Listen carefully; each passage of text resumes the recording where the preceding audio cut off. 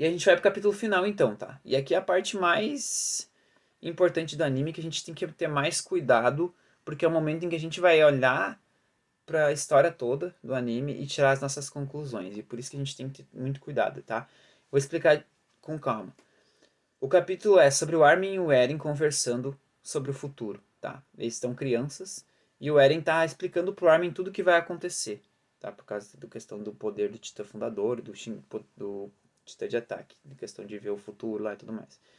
Aí, assim, o Eren, ele confirma a teoria pro Armin, que é aquela teoria que eles tinham de que o Eren queria ser o vilão, entre aspas, para que os amigos dele se tornassem os heróis, matando ele. Então o Eren sim fez o estrondo, sim se fez de mal, fingiu que odiava a Mikasa, brigou com o Armin, porque ele queria que eles fossem para cima dele e matassem ele, porque assim a humanidade ia reconhecer o Eren como um grande vilão, porque ela já reconhecia ele desde o ataque de Libério como um vilão da humanidade, e assim o pessoal da ilha iam se tornar os heróis da humanidade, porque eles meio que destruíram o cara que fez o estrondo, tá? Então esse era o objetivo do Eren, né? Se fazer de vilão, entre aspas, para que os amigos dele saiam como heróis. Na verdade, não é se fazer, ele acabou se tornando um vilão realmente, né?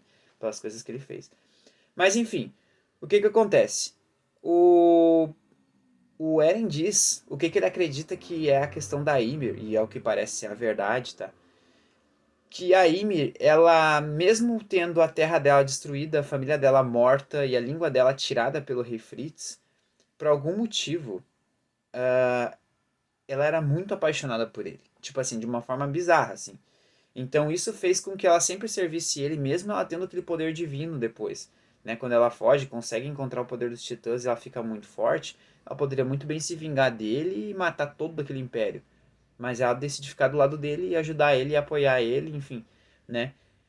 E aí ele diz assim, que esses 2000 anos em que o poder dos titãs continuou existindo, sendo passado de geração em geração, isso aconteceu por causa que a fundadora Ymir quis assim. Né? Ela estava lá nos caminhos, ela tinha esse poder de controlar tudo, e ela queria que continuasse assim, porque talvez fosse a ideia do rei, talvez o rei quisesse que isso acontecesse, né? Porque tem a história lá que o rei faz as filhas comerem o corpo da mãe para que elas continuassem com o poder dos titãs e tudo mais, né? Enfim, e aí ele disse que a Ymir tava, esses 2000 anos, muito triste. Né? Ele, quando encontrou com ela nos caminhos, ele viu que ela tava, tipo, muito triste, meio que fazendo aquelas coisas meio que sem sentido. E que ela tava meio que esperando alguém que pudesse libertar ela. E ele fala que essa pessoa chegou. Só que não era ele. Ele disse que essa pessoa era a Mikasa. Porque talvez, na opinião dele, no que parece a nossa interpretação, a Mikasa tinha um amor pelo Eren tão forte quanto o que a Ymir tinha pelo rei. E a Ymir, por amar tanto o rei, ela não conseguia ir contra ele, por mais que ele fizesse atrocidades. E a Mikasa, ela consegue ir contra o Eren, né? Tanto que a Mikasa mata o Eren, porque ela decide ir contra o Eren, porque ele começou a fazer atrocidades, né? Então a ideia é essa. A Ymir consegue se libertar desse amor bizarro que ela tem, porque ela tem a Mikasa como exemplo de que isso é possível, né? Então é como se ela estivesse esperando a Mikasa para mostrar para ela que isso é possível ela poder fazer também, tá ligado? Então, tipo, enfim, essa é a interpretação final do negócio, né? Sobre liberdade e tudo mais. Eu achei até interessante, assim. Mas enfim. Aí o que, que o Eren diz, tá? Ele diz assim, ó, minha cabeça ficou uma bagunça. Quando se tem o poder do fundador, não existe passado ou futuro, é tudo ao mesmo tempo. E ele meio que justifica as escolhas dele por conta disso. Ele mostra que, por exemplo, ele que fez a mãe dele ser comida pelo Titã da Dina, né? Porque segundo ele, o Bertold não podia morrer naquela hora. Então, o Bertold, quando se transformou para virar Colossal a primeira vez, quando ele estava saindo do Titã, a Titã da Dina chegou e ia comer ele. Só que daí o Eren comandou ela para que ela não comesse ele, tá ligado? Enfim, é aquele negócio de voltar no tempo e alterar passado, e esse negócio de futuro é sempre ruim de entender, né? Mas enfim, aí o que acontece? Eles têm uma fala um pouco mais leve para quebrar esse clima, esse momento, sobre o Eren e a Mikasa. E aí o Armin fala que tu foi um filho da puta com a Mikasa, porque ela te amava muito, não sei mais o que. E aí o Eren diz que, tipo, ele não quer que outra pessoa, que ela se apaixone por outra pessoa e tudo mais. Uma cena meio ruim, assim. Mas o autor já falou que ele não é bom pra fazer romance, tá? Ele já explicou que ele não tem, segundo ele, né? Ele não tem muita experiência com romance na vida dele. E aí ele tem dificuldade pra fazer essas cenas de romance, tá ligado? A gente percebe, né? Mas enfim. ah, ele comenta pro Armin que ele não quer morrer, tá ligado? E o Armin diz pra ele não desistir. Que os dois vão, não desiste, calma aí. Tu não precisa morrer, vamos dar um jeito, vamos resolver isso de outro jeito. E aí o Eren diz, não dá. Tá? Ele diz assim, da mesma forma que eu, nenhuma pessoa queria morrer, mas eu matei 80% da humanidade com o meu poder, né? E aí o Armin fica doido, ele fala, meu Deus, tipo, não acredito que tu vai fazer isso mesmo e tudo mais. E o Eren diz que ele já testou várias hipóteses, mas que ele não encontra um resultado melhor do que esse. Ele completa com a frase, eu sou um escravo da humanidade, da liberdade. Ele completa com, eu sou um escravo da liberdade, né? E aí o Armin fica puto, porque ele fala que isso não é uma solução, tá ligado? Ele diz, ó, eu sei que parece que esse conflito não tem solução, mas mesmo assim, algum dia poderemos entender uns aos outros. Então, assim, esse é o Armin que a gente conhece, é o Armin que, tipo, tenta fazer as coisas de um jeito um pouco mais humano, né? E aí o Eren diz pra ele assim, ó, eu quero aplainar tudo, eu queria ver essa paisagem. Eu não sei por quê, eu só queria. Eu achei que eu tava fazendo tudo isso para proteger vocês, mas olha quantas pessoas eu matei para isso, né? Eu finalmente entendi o que aconteceu. Eu sou um idiota. Eu sou um daqueles que a gente acha em qualquer lugar que conseguiu um pouquinho de poder, né? Então, assim, o que que ele quer dizer? Ele diz que ele sentia muito que ele queria matar essas pessoas, tá? Matar a humanidade, para deixar a humanidade em pé de igualdade com as pessoas da ilha e para proteger os amigos dele, as pessoas da ilha dele, onde ele viveu, tá ligado? Então, só que ele diz que ali ele mostra, então, que no começo isso parecia o certo, parecia, sei lá, o que ele precisava fazer. Mas que agora ele entende que, na verdade, talvez o problema de tudo isso seja ele. Né? Talvez o problema dele não conseguir um outro jeito de resolver seja ele mesmo, né? E aí o que que acontece? No foda não, a parte ruim, entre aspas, que eu acho muito ruim, é que o Armin diz que entende ele. Ele diz que eu também já senti isso. Eu também já senti esse desejo de matar as pessoas. Ele diz, eu que te mostrei o livro sobre o mundo, tá ligado? Eu que alimentei o teu desejo pela liberdade, né? Então ele meio que se culpa. O Armin, né? Isso o Armin sempre faz ao longo do anime. Tipo, ele meio que puxa a responsabilidade do Eren ter feito essas merda pra ele também. Ele meio que compartilhar essa responsabilidade. Ele fala assim, né? Pô, eu que fiquei te alimentando tuas ideias também pra te fazer essas coisas, né? E aí ele termina agradecendo. Ele diz assim, ó, nós que fizemos isso. A gente vai ficar junto pra sempre a partir de agora. Daí o Eren, tá, mas aonde? Daí o Armin diz, se existir, lá no inferno, porque a gente vai pagar pelo crime de matar 80% da humanidade, né? De cometer um genocídio. E aí o que que acontece? Esse é o fim, tá? Então, eles deram uma mudada, porque no mangá, originalmente, o Armin, ele era muito mais, ele entendia muito mais o Eren nas palavras. Então era tipo assim, esse obrigado que ele diz ali no mangá ficava muito mais claro, tipo assim, cara, obrigado por ter matado tanta gente por nós, tá ligado?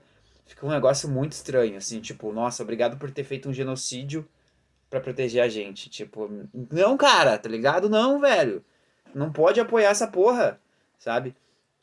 E aí, enfim, aí a gente vê que o poder dos titãs acabou por conta disso, depois disso, tá? E aí eu não sei se o poder dos titãs acabou por causa que a pessoa que possuía o titã fundador foi morta, o que talvez isso foi algo que nunca aconteceu ao longo desses anos, talvez ninguém nunca matou o titã fundador, né?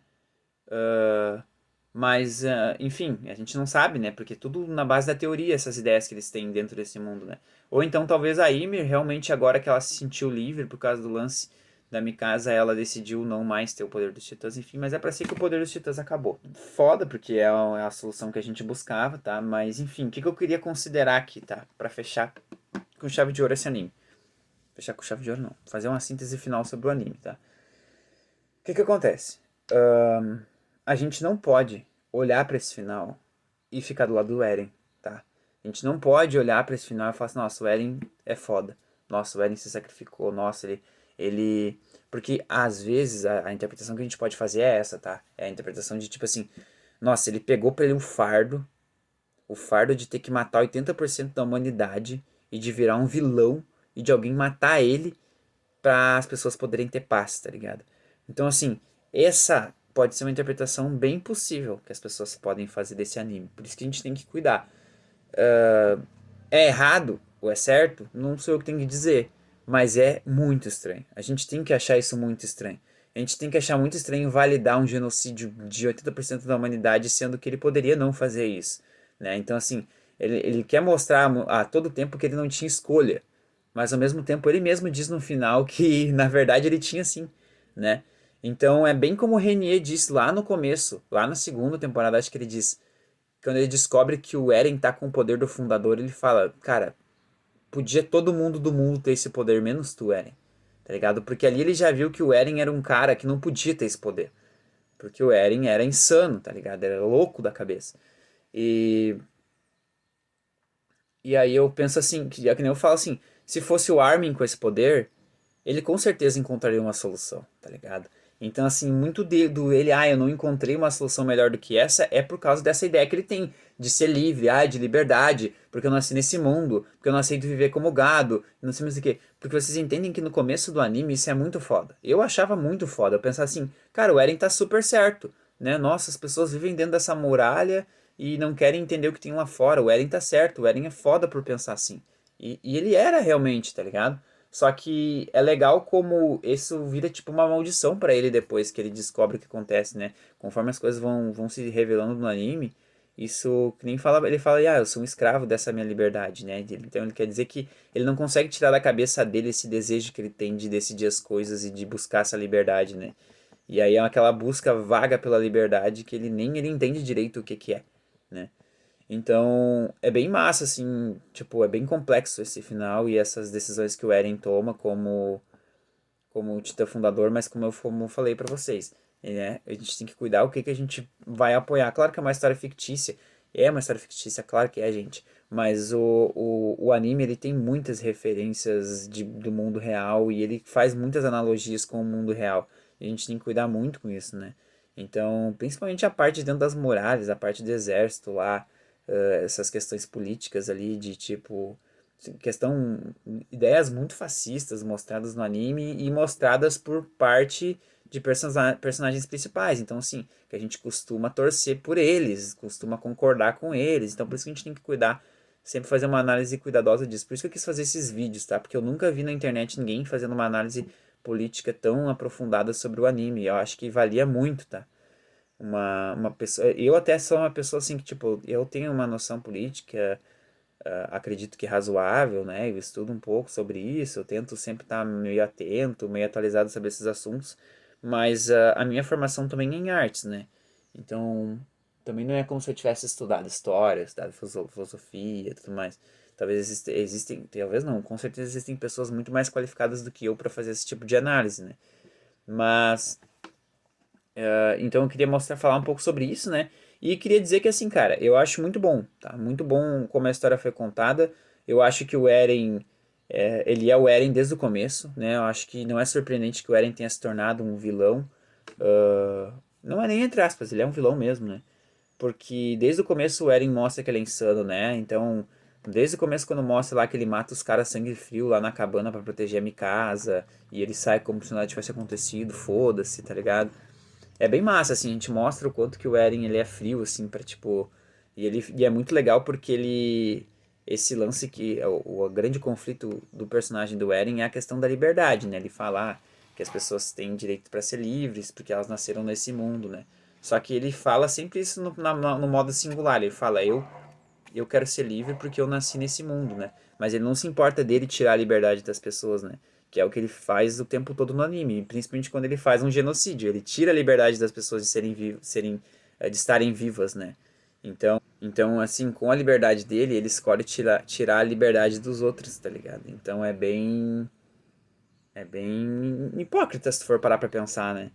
Enfim, tá? Então, assim, eu queria dizer considerações finais. Que a Range é a minha personagem preferida, porque ela sempre tem. Ela é inteligente, ela sempre tem bons posicionamentos, ela tá sempre indo contra essas ideias malucas que as pessoas têm, tá? Enfim, ela é perfeita, tá? Gosto muito dela. Eu gosto do personagem do Jian também, acho que ele é bastante humano, assim. Eles trabalham bem com ele. o que que eu achei legal, assim, sobre o anime, eu achei ele muito bom, tá? O anime me prendeu de um jeito que nenhum outro anime nunca me prendeu. É uma história muito complexa, muito bem contada e muito bem planejada. Eu não sei se esse cara não tem a história planejada desde o começo, cara, porque assim, é muito boa o jeito que a história é contada, parece que tudo se encaixa no final.